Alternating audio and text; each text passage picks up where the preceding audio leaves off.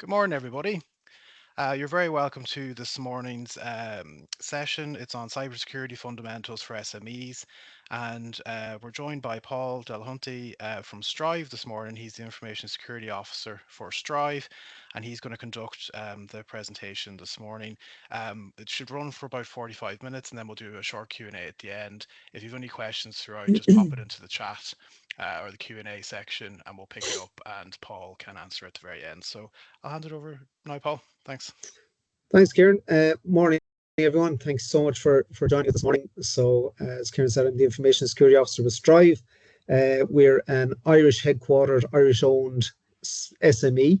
We have operations in the UK, in Poland, Morocco, the US, as well as in Naas here in Ireland and in Galway as well. So I suppose as an SME and an Irish SME, we get the pain points that Irish SMEs in particular feel. We've been there, we are there.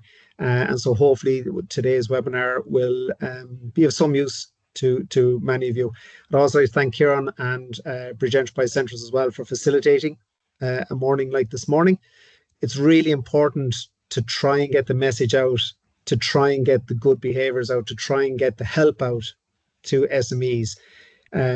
I think it's something like 99.6% of organisations in Ireland are SMEs. So it's a lot of organisations to try and get in touch with and try and help. So things like this really do aid us in doing that. So I can get my slide to move on to the next one. There we go. Excellent. So what we're going to talk about today, we're going to have a look a little bit about what information security is, why it's important, a very quick look at some of the common attack vectors. So that's ways that hackers and the bad guys will go and try and attack you. And then we're going to spend a bit more time. The bulk of the presentation is going to be around the top 10. So what, in my opinion, are the top 10 areas you need to consider and need to look at and really need to do something about and try and work with that will really help to improve your security posture.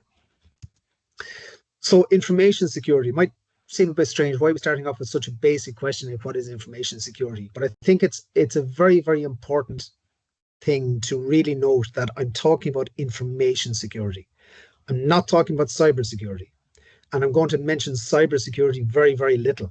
It's mostly information security that I'm going to talk about.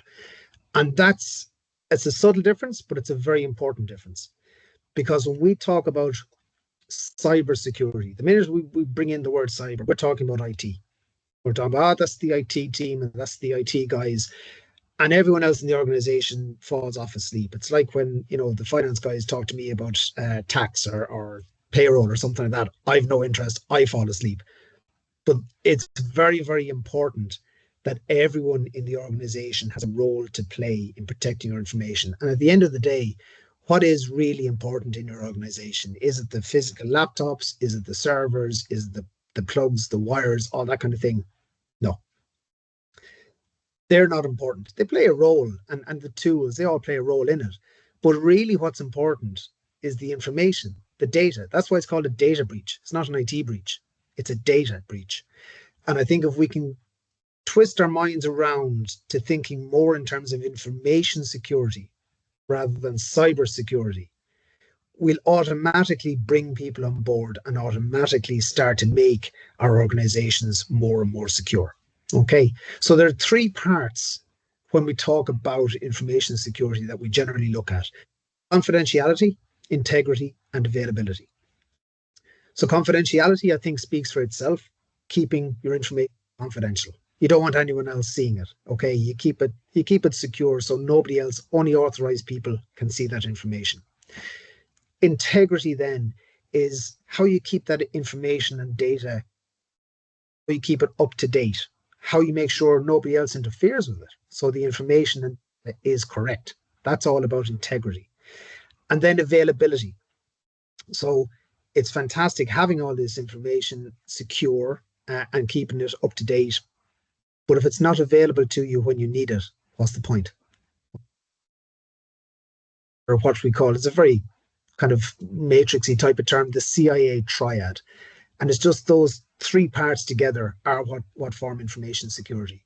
So again, looking at the availability one, probably the best way, if you want to keep your information secure, is to put it on a server, remove all contact with the outside world, unplug it, get rid of the Wi-Fi, put a big concrete block around it, and drop it down to the bottom of the Pacific Ocean. Will it be confidential? Absolutely. No one will ever get that information. Integrity. Well, yeah, it'll be good for the first while. Nobody will be able to touch it and interfere with it. But eventually, that data will probably go out of date, and you won't be able to update. But the availability, nobody can get it. So it's pretty useless to you. It's useless to the attackers, but it's also useless to you. One of the things we hear a lot from organizations we work with is that, oh, it's we were going to do this particular thing, but you know what, it was too difficult for the business and it was interfering with the business. We need to start thinking about things in a different way. Okay. And that's where generally a one size fits all doesn't work for businesses, because it shouldn't. Your business is your business. It is individual to you. It is specific to you. Only you understand your business fully. Only you understand the risks fully. And you need to put processes and policies in place that work with your business. Because at the end of the day, there's no point in being secure if being secure means that you can do business. That's why you're there. Okay, is to make money, to sell things, to sell services. So any of your information security policies, processes, procedures, anything you put in place should be and absolutely can work with your business, whatever business that is. And you need to mitigate it to a reasonable degree. All we're trying to do is make things more secure. Okay, think of it as your house at home. If you really wanted to secure your house, you could put guard dogs around it, barbed wire, have, I don't know, dogs with laser beams on their heads, maybe if somebody comes in, but that's a ridiculous degree. It will keep your house secure, but you probably won't ever be able to get into your house. Okay. So you need to work with what's reasonable. Okay. So maybe putting a monitored alarm in your house, locking the doors and windows when you go out. They're reasonable precautions. Will it stop every attack? No, but it's reasonable to your risk. Okay. We'll talk a lot more about risk later in the presentation, because it's a really key concept as well. Why is it important? Why is information security important? Well, the first thing is that the whole cyber attacks, breaches, they're really, really common now. I think there's hardly a week goes by, hardly a day goes by when you don't hear something on the news where some organization has had a data breach, the data protection commissioner has been in, somebody has had a ransomware attack. There was really big ones there last year, the year before, with Munster Technical University. Virgin Media TV was even taken down for a while. Dole, which is a huge food company, they're based all across the world, but they're a big presence here in Ireland. They were affected by a ransomware attack. It's happening all the time. Now, remember, the ones you see on the news, the ones you hear in the media, are just the newsworthy ones. They're not the businesses like yours and mine, where, if Stryve gets breached in the morning, would it be on the 9 o'clock news? Probably not. But if somebody like Munster Technical University gets breached, absolutely, that would be on the news. So there are thousands and thousands and thousands of breaches every day in Ireland. Not in America, not in Russia, not in UK, not in Australia, in Ireland. There are thousands a day. And a quick little bit of research yourselves online will show you just how many breaches there are, varying in scale, varying in size, but it's all the time. Now, the really big problem we have now is that because everything is so interconnected these days, that a problem over here can have a knock-on effect on a whole range of things. I don't know if you remember last year, a very reputable company, very good security company called CrowdStrike. They released an update, and of course they did it on a Friday afternoon. Why wouldn't you? But they released an update, and there was a flaw in the update, and it caused carnage across the world. The airports were shut down. There was pictures go around online of airports going back to the written, the written tickets. That nothing was digital would work. Hospitals had to, divert ambulances. It was carnage. Now, that wasn't even an attack or a breach. That was just a faulty update. So you can see how, because when things are really, really connected, a small problem in one place can have contagion effect an awful lot of things. Okay, so the impact from any breaches and any attacks is becoming much, much more devastating. And of course, why it's really important is for your business. It's potentially business ending. And it's not just maybe the attack if they steal your data or if they manage to close you down for a week or something like that. It can be just your reputation. You could recover from the attack and be fine. But maybe customers then go, I don't know, they had a breach before, didn't handle it very well. Is my business really safe with them? Is my data really safe with them? And you lose. So, you really do need to take it very, very seriously. Often when we look at statistics, they're coming from America, they're coming from the UK, and I know I kind of glaze over because it feels a little bit Hollywoody. So I just wanted to very, very quickly just show you some statistics that are Irish statistics. And these are coming from the Garda National Cybercrime Bureau, which is a huge mouthful, and the National Cybersecurity Centre. These are statistics from the year 2022.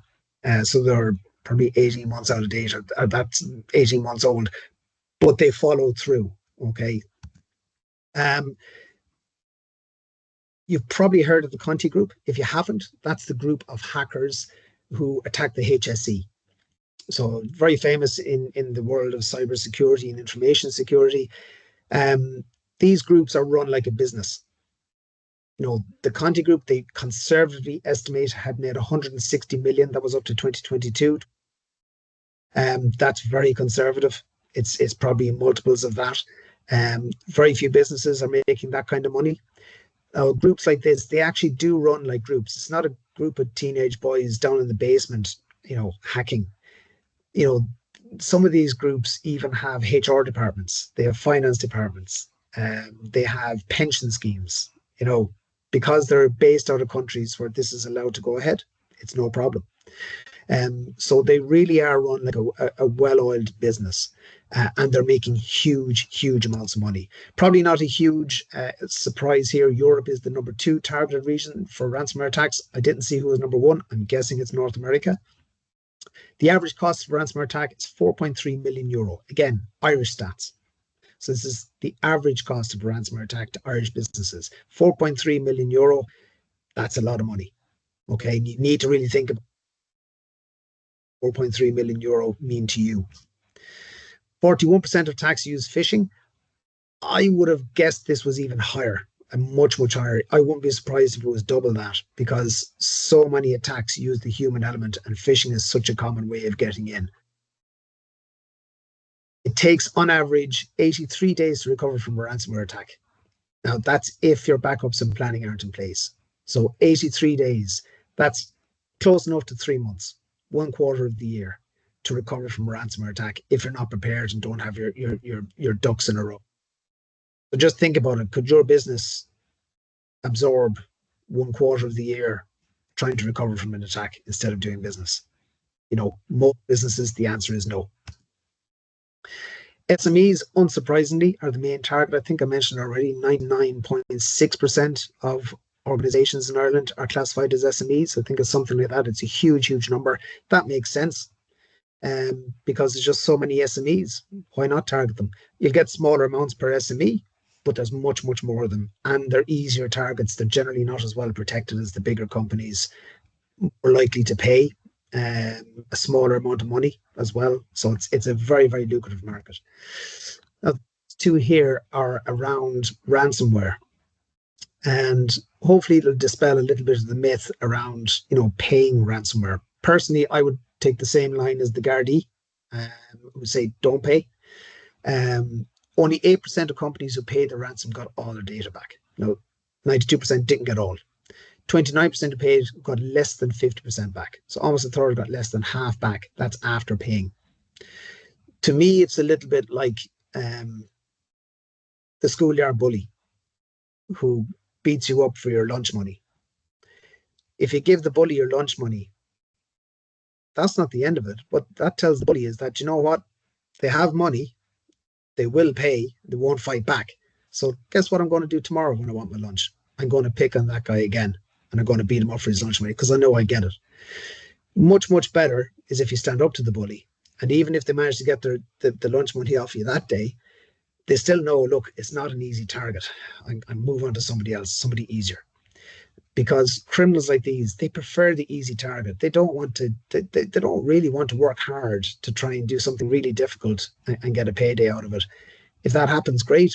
But the vast majority of what they're trying to do is get the easy target. It's like, somebody trying to steal a car, they'll walk down the street and see which car is open without an alarm on. That's the car that gets stolen, not the one with the fancy alarm in it. Ransomware attacks have increased an awful lot, over 150%, again, 2022, and phishing by over 300%. Again, this is seeing a spike. Even just last week, I saw something out from the National Cybersecurity Centre about the spike in attacks at the moment.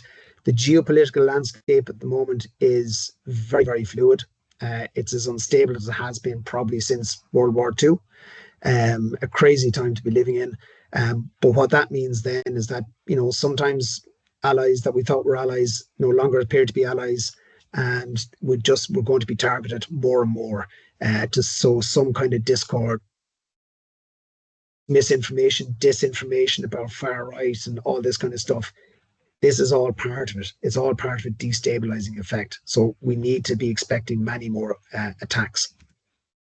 Less than 20% of organizations report attacks. It's really, really underreported.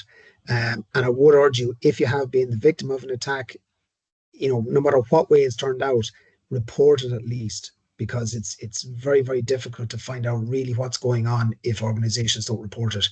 83% of companies experienced a phishing attack. Personally, I would think that means that 17% didn't know they had a phishing attack. I think every company has had phishing attacks at this stage.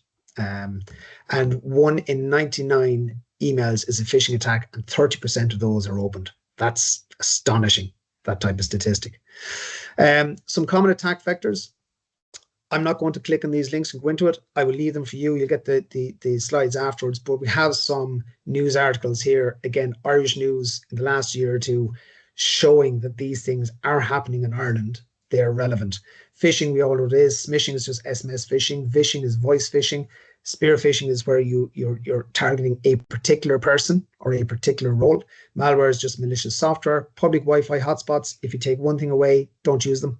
Just don't ever use them. Ever, ever, ever. CEO fraud and whaling, they're a particular type of phishing, but they're aimed at kind of high-level executives where you're trying to get a big payday. Sextortion is where it's a bribery, blackmail kind of a thing based on some sort of supposed kind of maybe sexual pictures or something like that. Ransomware, we've all heard of that. Trojans are just a type of malware. Man in the middle is where they sit between your lines of communication, can overhear or intercept or change the communication going between two sources. So it's important to keep your data in transit secure. DDoS is distributed denial of service. It's where they'll try and take down maybe your website or something by just throwing a huge amount of traffic at it, so your website or your server falls over. Spam is that rubbish that we all get in our email, and social engineering is trying to manipulate people into doing something they wouldn't ordinarily do. Now, the one thing that we have in common in a lot of those is people. And people are the biggest attack vector of them all. The natural human nature is that we want to trust people. We want to kind of be able to help people as well. We want to hold that door open for somebody. That's the natural human nature. And from an evolutionary point of view, that stands us in really, really good stead. From an information security point of view, we've got to fight evolution, and we've got to employ a zero trust mentality, okay, where we have to basically start from a point of view that I don't trust you until you've earned my trust. So getting on to the top 10 then. Again, these are my top 10 areas I think will really, really aid your organization in becoming more secure. So we'll look at developing a good information security culture. That's not easy. It's a difficult one, developing any type of culture, okay? But it's something that is so, so important. And in some ways, everything else on this feeds into that as well, okay? Training is very, very important. Knowing what you have. So if you don't know what you have, how do you defend it? You can't. Knowing what your risks are. This is different for every company. Only you know what your risks are. Managing your suppliers and partners. Securing your devices. physical security as well, your office space and your own personal physical security. Outside of the office, really, really important, especially since COVID. So many of us, myself included at the moment, working from home. Backups, backups, backups. Can't say it enough. And then having that plan, because you got to plan for the worst. Okay. So looking at the information security culture, what can we do? Well, leading from the top is very important. And there's a reason why all of the security standards emphasize the need for management and boards to be hands-on with security. If it's not important to management, guess what? It's not important to anyone else. If it's very important to the CEO, guess what? It's very important to everyone else. So management, senior management, CEOs, boards, this has to be a top priority for you. It has to be. And that has to percolate down. And that comes then from communicating and communicating properly, letting employees know this is important. And that, do you know what? If it isn't important to you also, then maybe you should move to a different organization.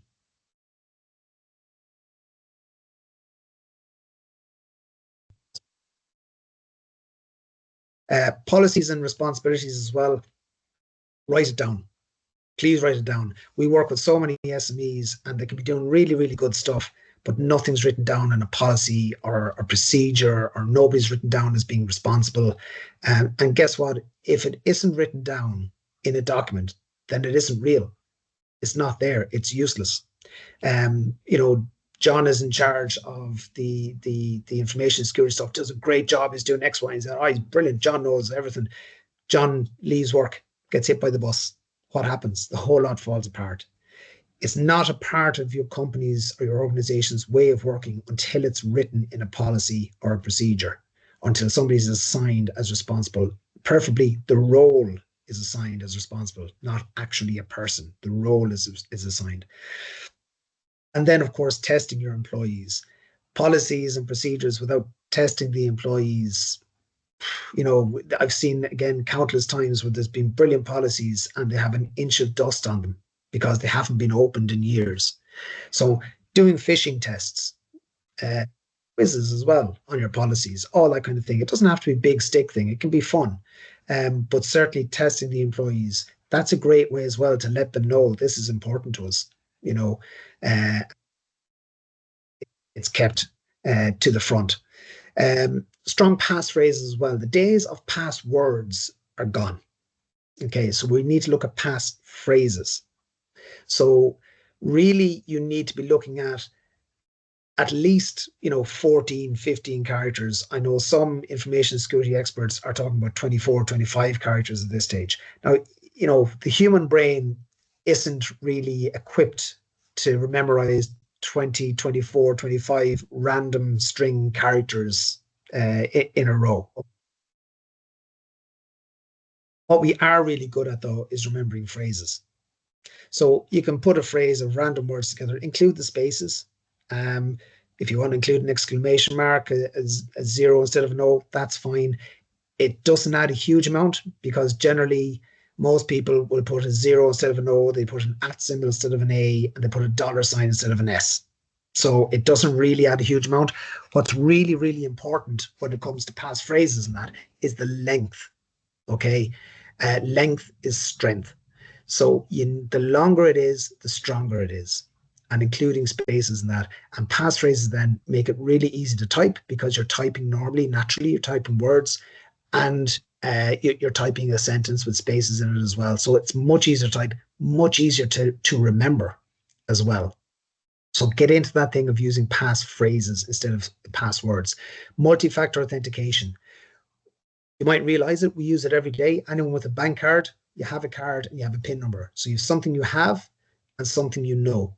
So when you go to the bank machine, you put it in, you have the card, it says, okay, you need to know the PIN number as well. That's two-factor authentication. The third factor is something you are, like a biometric, a fingerprint, iris scan, something like that. But multi-factor authentication, it's belt and braces approach. So if they get the password or passphrase by some method, they still will need to get past the second factor of authentication.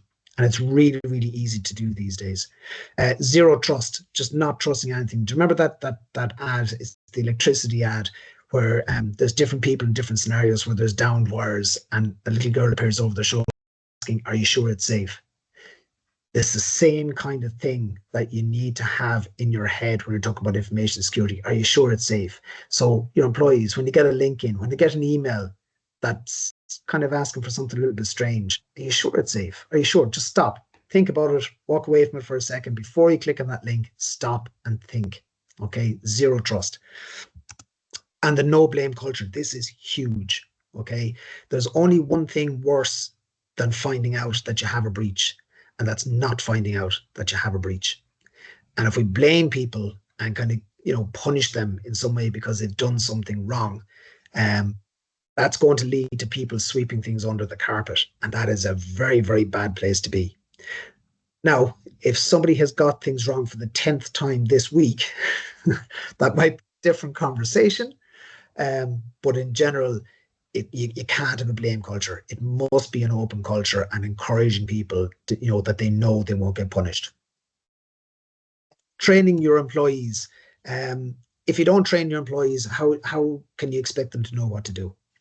It might, most security might seem like common sense, but unfortunately, common sense isn't that common. And again, as I said earlier, employees are often thought of the weakest link, but they are your first line of defense. And you'd be surprised, how you can train employees, how you can get them into that zero trust mind frame. You'd be surprised at the huge impact that has in really improving your security posture. You might go from 50% of your employees clicking on a link to maybe 1% of your employees. You're after making yourself better by 49%. It's a huge thing just by simple training employees, just by testing them, sending out the phishing tests, going through things over and over again. And most successful attacks can be traced back to an employee clicking on the wrong link. Knowing what you have, asset management. Again, if you don't know what you have, how do you defend it? You can't. Most of the standards that are out there put a huge emphasis on asset management, and it's for good reason. Like, I've worked with clients as well who weren't able to tell me how many laptops they had, or worse, where they are. Think about that for a minute. We don't know where. Well, I think have we 10 laptops? I think we 13 laptops. I'm not sure. You need to have this thing down really well, and it's just a discipline thing. There's no tools or anything needed for it. There are loads of asset management tools, and they're brilliant, but you can use something as simple as an Excel sheet where you just keep track, and it's the discipline then of remember the integrity of information, keeping that Excel sheet up to date, and make where your assets are. Where they are. What's on those assets. Who has them. All that kind of information. It's extremely important.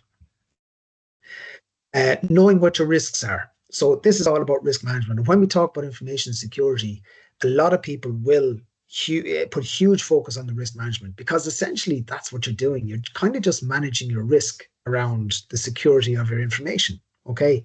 So it's very, very important. And we do this in a lot of other things, but it's very, very important that we do this for our information security. So we need to analyze what are our risks, and they'll be different for every single organization. And you are best placed to know your organization's risks. Write them down, see what they are, then evaluate them. Honestly go through them and see, right, okay, there's a risk that a meteor might fall on top of the company and smithereens. Right, that's a risk, but it's probably not going to happen. So it's probably not the first thing we look at. However, that back door there that the lock is a bit faulty on, that anyone can walk in off the street. No, that's a risk where actually there's a fair chance somebody might, rob the place. So that's a risk then you need to put a control in place. Fix the lock, number one, maybe put a CCTV camera up there as well, put an alarm system in place. Now you've mitigated risks, and then you monitor what you've put in place to make sure it's continuing to work. And then the circle continues around again, analyze it again, and see where you've been. This is an example of what a risk matrix might look like. So there are two things you need to consider really when you're looking at risk. One is how likely something is to happen. Two is the impact. So if something happened, what would the impact be?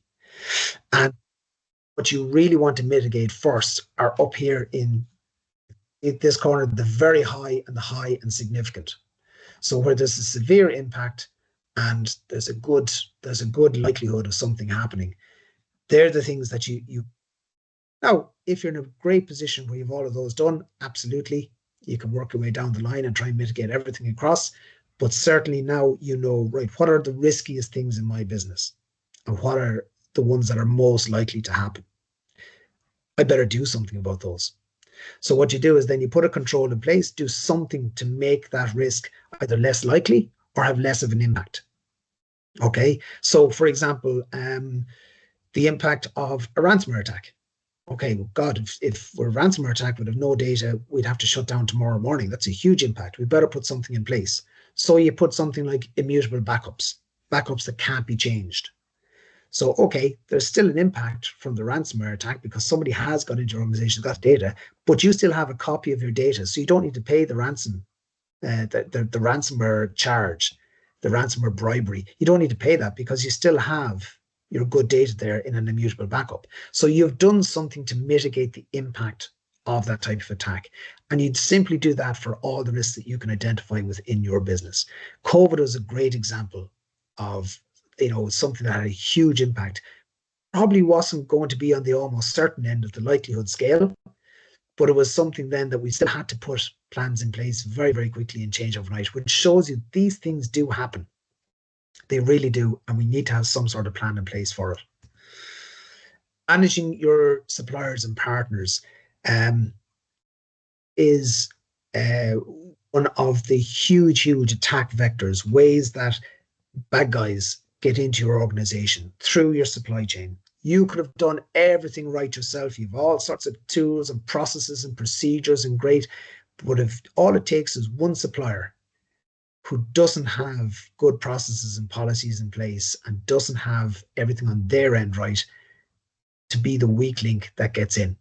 So there's one of the biggest hacks ever in history was an attack on Target, a huge supermarket chain. I think they're a supermarket chain in the US. Forget exactly how many millions and millions and millions of dollars were stolen, but it was huge. They had great processes and policies in place, a lot of stuff locked down, really, really good. But how the hackers got in wasn't a direct attack on Target. It was through the HVAC company, the ventilation and air conditioning and heating company, that their policies and procedures weren't up to scratch. And they were able to get in through the HVAC company. And that way then, because the HVAC company had access into Target because it needed it to do its job, the hackers were able to go in sideways into Target and get in that way. It's if you get time afterwards, Google it and look it up, and there's lots of videos and explanations out there about how it happened. It's a really, really interesting case study on risk management and just where it can go horribly, horribly wrong, even for a company that had done a lot of things really, really well. You need to look at your suppliers, make sure, look, what do you do about security? Ask the basic questions. Do you have any security certifications? What are you doing with my data? How do you onboard and offboard people? Do you do background checks on employees? What about access into my data? Ask those type of questions. If you have a contract with them, put a security clause in that contract where they have to meet minimum security requirements. All things that are very, very easy to do. You don't have to really lift a finger apart from asking the questions and putting something in place where you make sure you do these things. But there's no real expense to any of that. Securing your devices. So again, this is a really important one. The devices are used to access or hold your data. They must be secure. Okay, so there's a number of things you can do in that. Never, ever leave your device unattended in a public place. Ever. Ever. So, I've seen it before. Somebody's working in the coffee shop and typing away, and they just go up to pay for that coffee, come back, and the laptop or the phone is gone. We've all seen those stories too, where somebody's actually sitting at the table, they have a mobile phone up beside them, and somebody walks by and just swipes it and gone in the crowd. That's it, gone. Little things like, can other people see your screen? So at one stage in life, when I was working in Dublin, I would have been in and out on the train. Um, the amount of times I saw very, very sensitive information just literally by sitting beside somebody, or because I had to stand up in the train, maybe I could see over their shoulder, and persons working on payroll files or HR files, and it's right there for everyone to see just by looking over the shoulder with no awareness of their surroundings and no awareness that, you know what, maybe I can wait while I'm on the train and keep that for when I'm in a secure area. Where possible, physically secure it, actually physically secure it.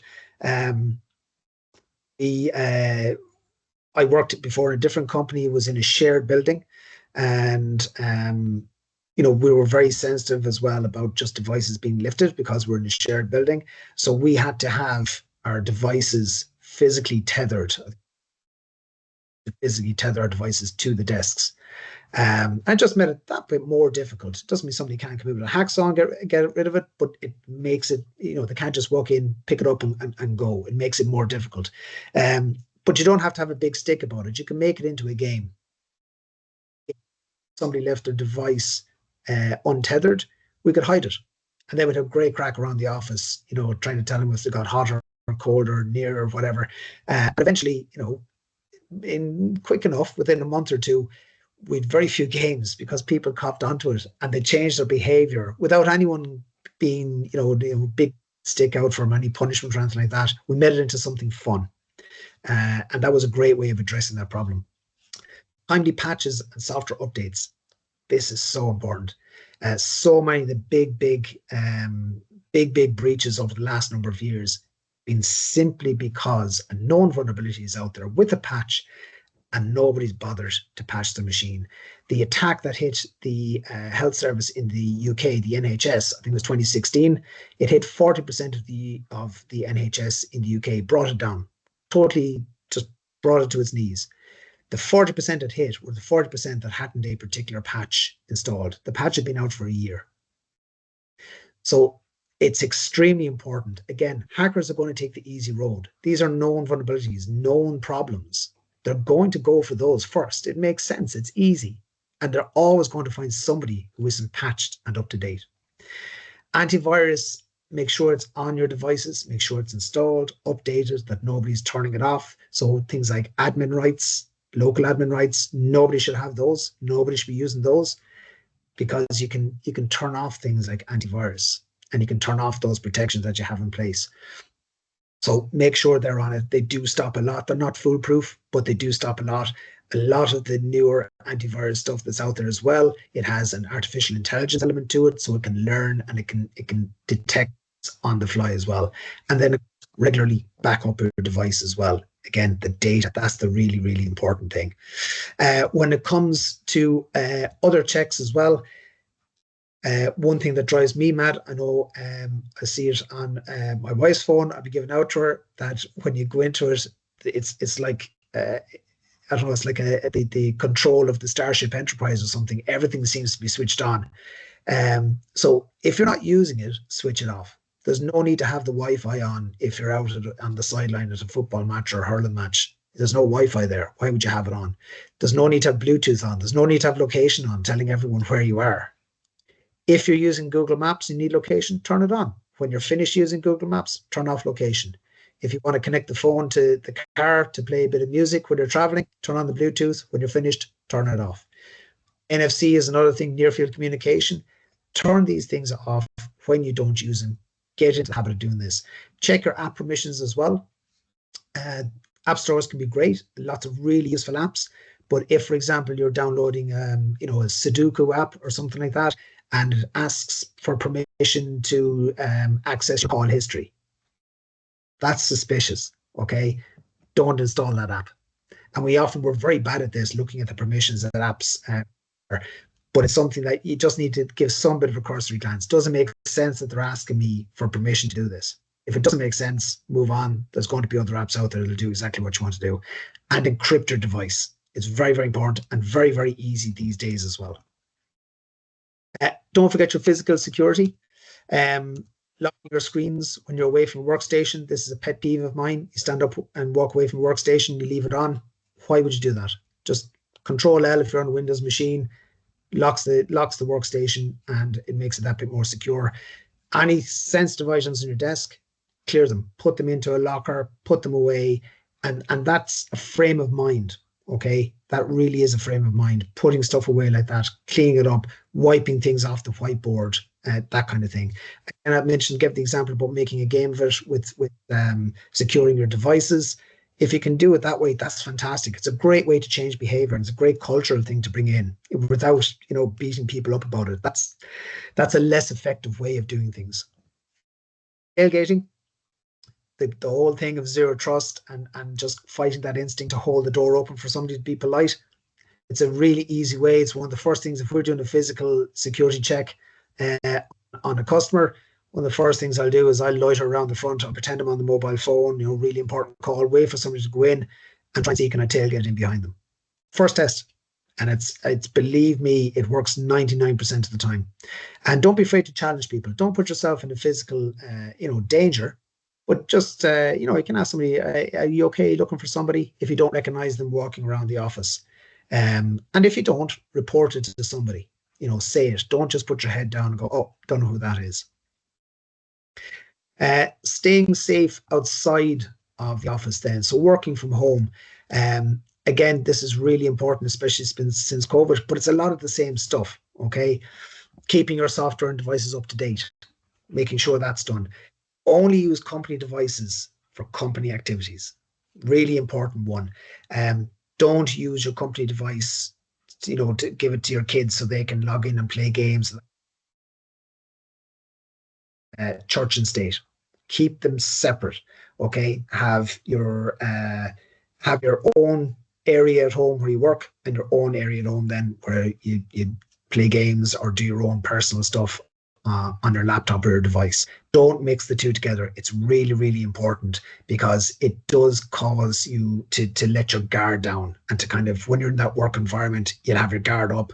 It's much, much easier to defend. At home, that slips a little bit, and it's really important to maintain that discipline. No matter how tempting it is to use your company device for a person, it's open, it's there. Don't. And virtual private network. So it's just a secure link between your home network and your corporate networks. It means things like that man in the middle attack that was mentioned earlier on. Very, very difficult to do that. It means people can't really eavesdrop on the data that's going between you and your office network. Enforce the multi-factor authentication. Absolutely. Very, very important. It's just belt and braces, and it's so easy, and you don't have to do it every time. You can have a trusted device where the device is okay for 20 days, 30 days, something like that. Once you get used to it, it does not interfere with your way of working. It becomes second nature. And of course, remembering that physical security as well. Are you working with your back to the window and there's a street behind where people can look over your shoulder and see everything that you're doing? Is it, are you working someplace that physically, the laptop might be taken from you or something like that? And just remember that physical security element as well. Oops, I cannot emphasize how important these are. Again, information security. It's all about the information, backing up the information the whole time. Have some backups that are remote and secure, preferably immutable. These are backups that cannot be changed, so that if a piece of malware does get in to your organization, that you're not backing up that piece of malware and then it corrupts the backup information as well. Okay, so have it immutable, have it separated, have it remote, have it secure. And then one thing that a lot of companies do all of that, but then they don't test it. So you've got these lovely backups, and then you go to test it and you go, oh, actually, we were backing up the wrong thing. And I have seen that happen, where it wasn't until we went to test the restoring of the data that you realized, actually, we're not quite backing up everything we thought we were backing up, or there's a problem with it. So it's very, very important to make sure you've tested it. And the last one, the top 10, is having a plan. What happens when the worst happens? I think was it Tyson or Ali, one of the greats, said, everyone has a plan until they get punched in the face. And it's so true. The last place you want to be when something happens is scrambling around to see, oh God, who's in charge, who's going to do this, who's going to do that. Think of the hospital emergency room. So when a patient comes in off the ambulance, the doctors and nurses, they're not looking at each other going, actually, what do you do? Do you do this? Do I? No, they have a plan. It's well rehearsed and they just kick into action. Everyone knows what they are meant to do, and that saves lives. And it's the same kind of thing in information security. You have to have that well rehearsed plan, and that saves businesses. Okay, and it really it's the only way to do it. And just like the fire alarms as well, we practice them. Every so often, where there's a fire alarm, we know where to go. We know the fire wardens, they've got the roles and responsibilities. They know what to do. They know where they're meant to be, how to direct people. It's the same thing with your information security. When the breach happens, not if, when the breach happens, that we're in a good place. We've practiced the plan. We've gone through it. Everyone knows what they're meant to do. We have our good backups in place, and we have that security culture within our organization. And you know what? When it happens, we'll be in a good place to recover from it very quickly.